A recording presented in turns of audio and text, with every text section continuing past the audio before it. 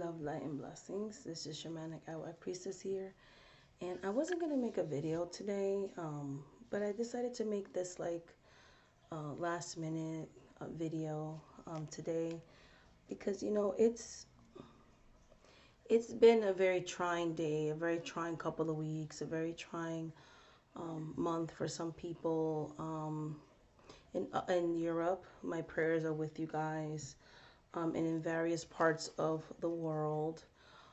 With this whole coronavirus situation going on. I did readings on this and things like that, and it's just the beginning. And pretty much, I just wanted to make a fun video because even though yes, there's problems going on in the world and things like that, the state that I'm in right now, all the schools are closed, which I am so happy that I'm a psychic person and something told me not to be sending the kids to school, and I'm glad that I did because the schools ended up closing today because there was some contaminations in one of the schools.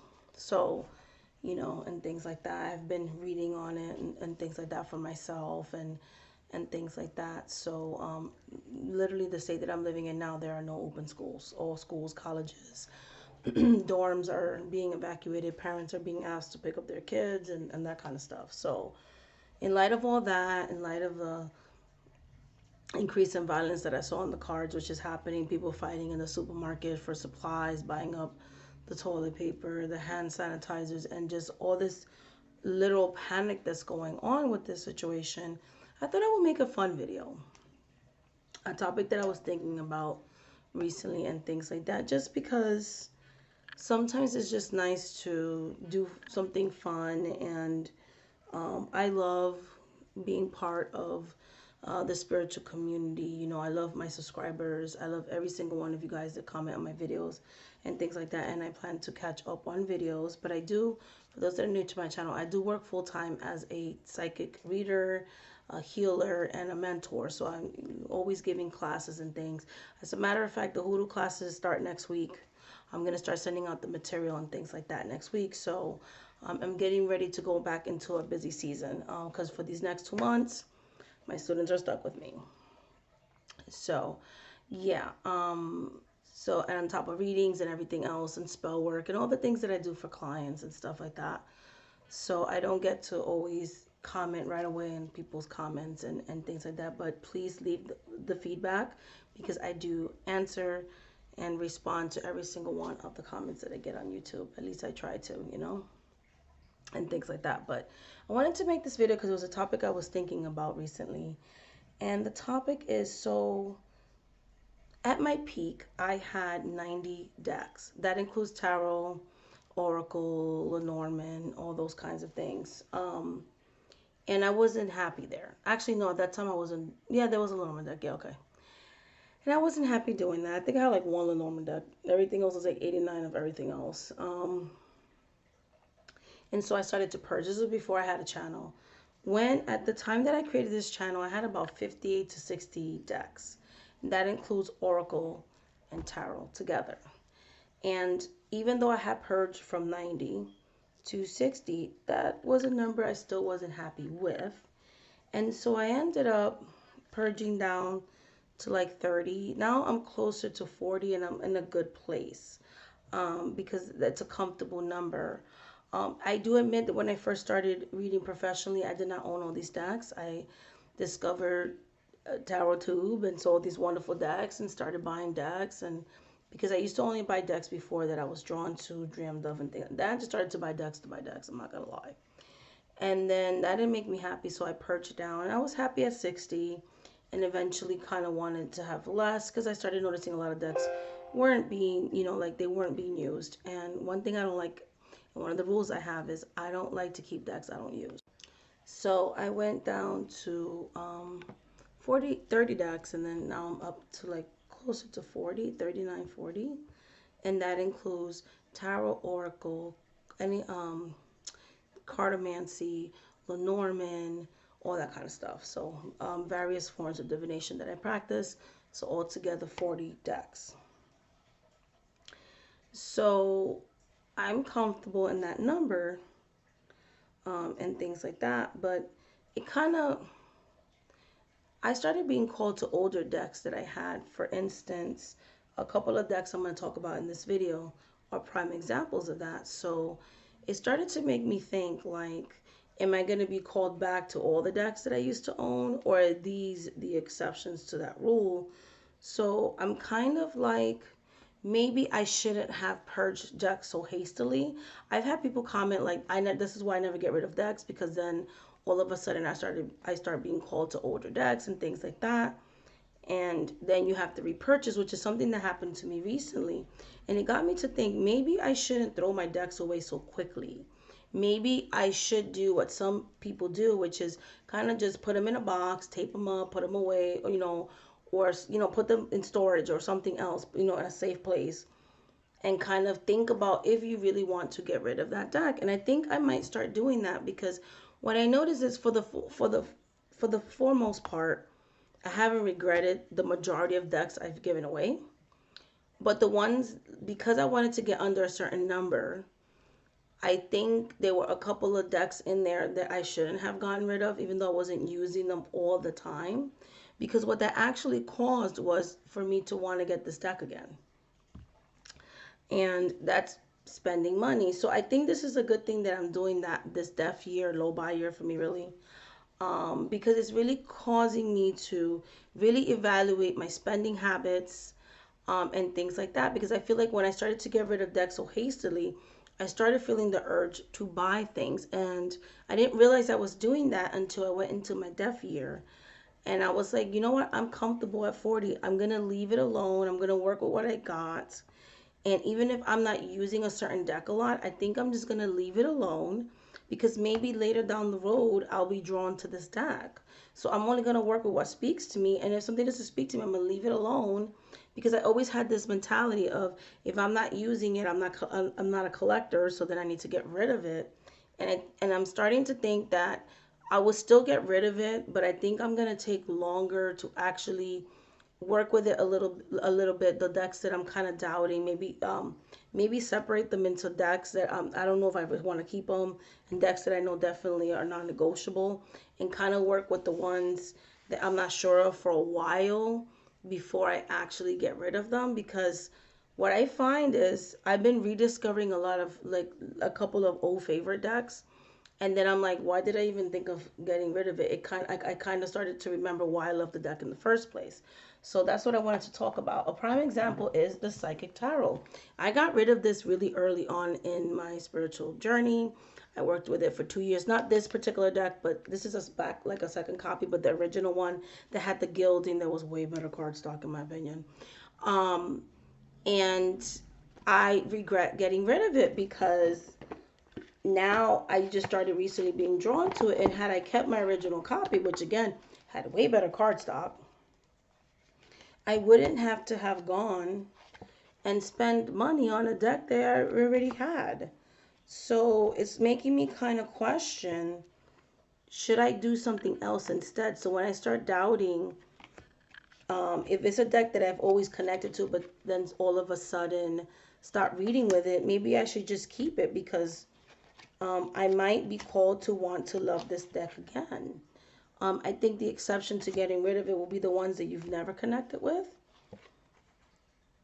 And then again, that's also, I don't know, because there was a deck that's part of this video that I didn't connect to at first, and then all of a sudden it just started talking to me one day. So I might have to reevaluate my whole purging thing, in the sense of, maybe I'm just too hasty. Maybe I'm just too hasty. This is the back of the cards. Because now I have repurchased a deck that I already had. You know what I mean? So that's one example. Another example of this that happened to me recently as well. And keep it in this beautiful, it's supposed to be green, but it looks blue on the camera. The Dame Darcy. I ended up actually selling this, and the person paid for it, whatever the case may be. And I didn't count it as part of my collection, because I had it set aside. I can't pay you right now, so I kind of held it, all right, since you're going to pay for whatever. Things happened. They ended up not paying for the deck, so on and so forth. Yeah. So they kind of backed out on purchasing it. So then I kind of like set it to the side and forgot about it, and was planning to make a video and resell the Dame Darcy deck. But I forgot. I ended up putting it in a box. I was talking to one of my YouTube friends about, I just found a box of decks that I even forgot. And this was one of them that I even forgot I had anymore, because I did sell this. I did get rid of it because somebody bought it. I was going to, mail it out or whatever. They ended up they ended up refunding their money pretty much behind my back, calling the bank, whatever the case may be, dropped out of the sale, which is fine. So, and then I put it in a box to resell it to somebody else and ended up forgetting about it. And I'm so glad that the sale fell through. This person did me a favor and that I forgot about it, because it wasn't that I never connected with the Dame Darcy deck. It's that, look, look, it's actually getting chipped now because I'm using it now. Like, this was a newer condition. I didn't do any readings. I've been using it a lot lately, um, in this month for readings. And I gotta say, like, I connect with it. It has given me amazing, amazing readings. And I have fallen back in love with this deck. And originally I didn't use it because it was a pricier deck. It was my first indie deck, and things of that nature. I thought it was really expensive. I didn't want to mess up the cards, so on and so forth. But like, that's what I bought it for. I bought it for doing readings, And so now I'm just like reading with it. I don't care if it's getting a little chipped here and there. It's a really great reader for me, and I completely love it. Like, I love this Dame Darcy. I think mine is either the second or third edition. So this is not the gold edition. I don't know if I'm going to get the gold edition because it seems to be really thick cardstock. And one of my things that I don't like about decks is the cardstock. To me, that's not good cardstock. If it's so thick that I can't rifle shuffle the cards, then I kind of don't want the deck, because I literally live for rifle shuffling cards. And I love this deck so much. I'm using it now for client reading, something that I never thought I would do, because I originally bought this deck to work with it for myself. And then I was like, no, I should use it for clients. And then I was so afraid of messing it up that it kind of hindered how wonderful this deck really is. It has diversity in it, and I love it so, so much. I kind of wanted to have a mermaid deck to read clients with. Recently, I felt called to that. So I was using the Mermaid Tarot, but that wasn't it. And then when I pulled this one out and I blessed it and I consecrated it and things like that and dedicated it to client readings, it has just been amazing. So I'm completely loving this deck. I'm so happy that I decided to work with this deck again. And this definitely is now a working deck. And had this sale gone through, I would have never had the wonderful experience of working with this deck. And finally, after owning this deck for so many years, the deck finally started speaking to me. So it's making me think now, maybe in the future, I shouldn't be so hasty to get rid of decks. You know what I mean? Because I might be called to them later. I have people commenting those things all the time. So I don't know. Like, I'm kind of understanding why people would do that. I was gonna get rid of this deck too recently, and I was doing some test reads and things like that because I was like, I don't use this deck anymore, so on and so forth. And I fell back in love with this one too, the Hanson Roberts. And I was like, oh my goodness, I forgot the amazing, amazing readings that this deck gives me. I love how little it is. It's so nice when I'm pulling cards out. You can see all the cards and everything when I have them out and stuff like that. I love it. Like, I could pull a bunch of cards out, and it doesn't take up my reading table. Like, I love it. And I was like, I forgot how much I love the Hanson Roberts Tarot. So definitely putting this back on as a working deck as well. So one of the decks I'm going to rotate for client reads and things like that. But I forgot how good this deck really, really reads for me, and things like that. Like, they pretty much, I was trying to purge and have, only 30 decks. And I wasn't happy because I was like, I'm getting rid of stuff that I like. So like, I'm like, no, And I put this deck away for a while too. Like, I think sometimes we just go through cycles where no matter how much a deck may be your favorite, you work with other things for a while, and you give things a break. And you maybe necessarily, I don't have to go so crazy into like, oh, I have to get rid of this deck, because I have to make room. This is the Wheel of the Year Tarot. The other one was the Hanson Roberts. And I love this deck. This is my soul deck. Like, I can't believe I was thinking of getting rid of it. Like, I love, look, you can tell I use it a lot. These are the beautiful backs. And like, why was I recently thinking like, oh, maybe I should rehome this or whatever? And I'm like, no, like these are my forever decks. Like, these are the decks that I started on, and I've been having them for like the longest, and they really speak to me. Like, why should I get rid of it just because? You know what I mean? So no. So definitely gonna keep these in my collection. And I'm definitely gonna start to rethink that whole urge to just get rid of stuff because I'm not using it right this second. You know what I mean? I am comfortable at 40, but like, you know what?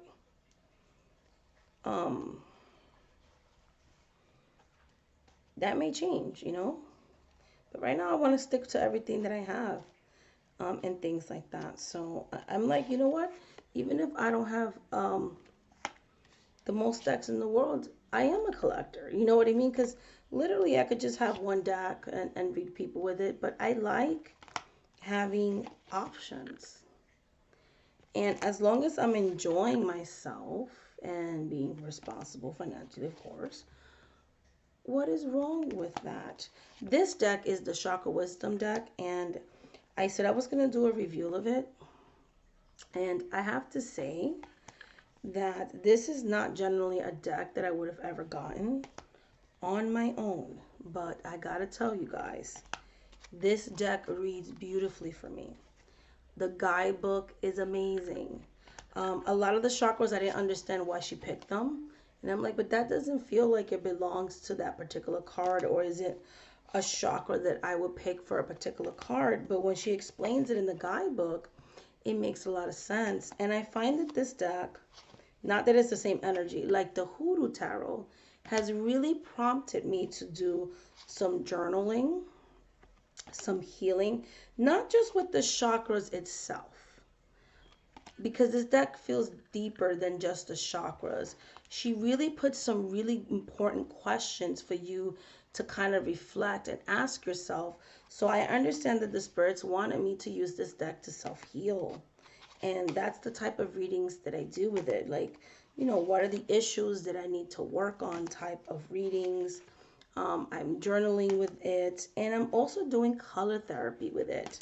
Working with crystals with it, with the borders. Like, I'm using crystals that are those colors, and I'm meditating with this deck, and I'm really,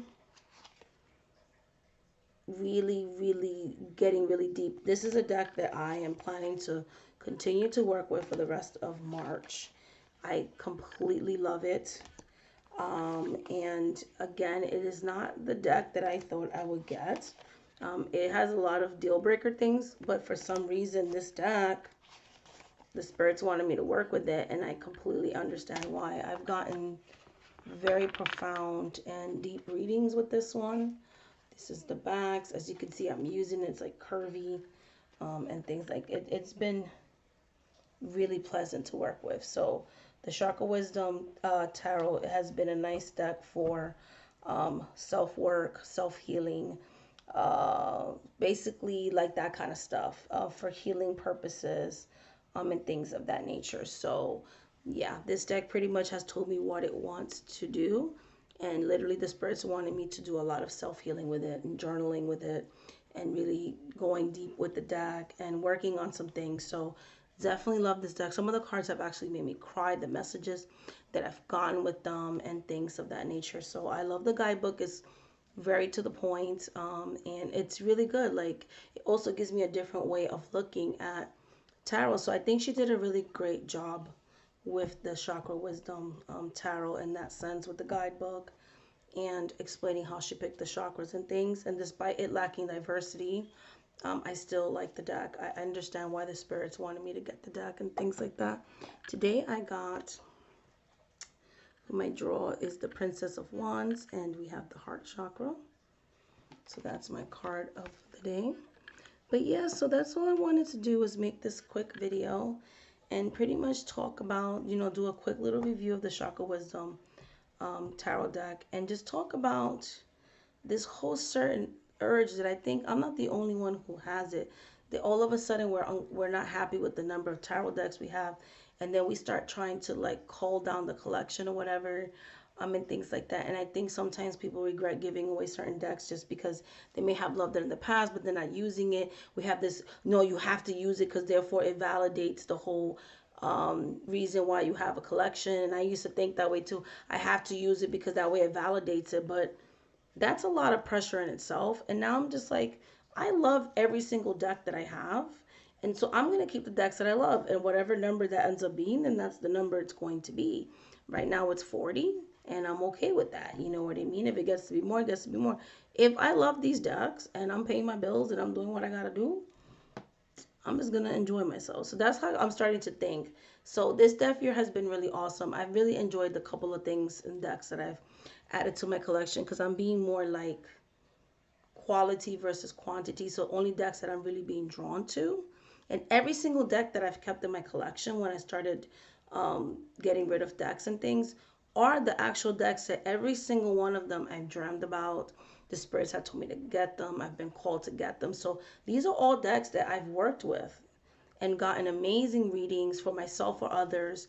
And so I'm going to hold on to them. And even if some of them get older and I'm not using them as much, I feel like I might possibly just keep them because I feel like these 40 decks so far are my forevers. Like they are decks that I plan on having on in my collection. Even if I stop using them, they're not taking up much. It's only 40 decks. They don't take up that much space. So I think I'm going to be more careful about purging decks impulsively because I don't want to come to regret them and then have to repurchase all of them because now I missed them, So I think I'm going to do that whole, like, put them away for a little while and see if I'm still, like, and see if I miss it. If I miss it, then I'll get it out the box kind of thing and work with it versus just automatically getting rid of it because I haven't read with the deck for a couple months or whatever the case may be. There are 40 decks. It's impossible for me to read with them all constantly. And I have some that I favor over others, but that doesn't mean the other ones aren't important.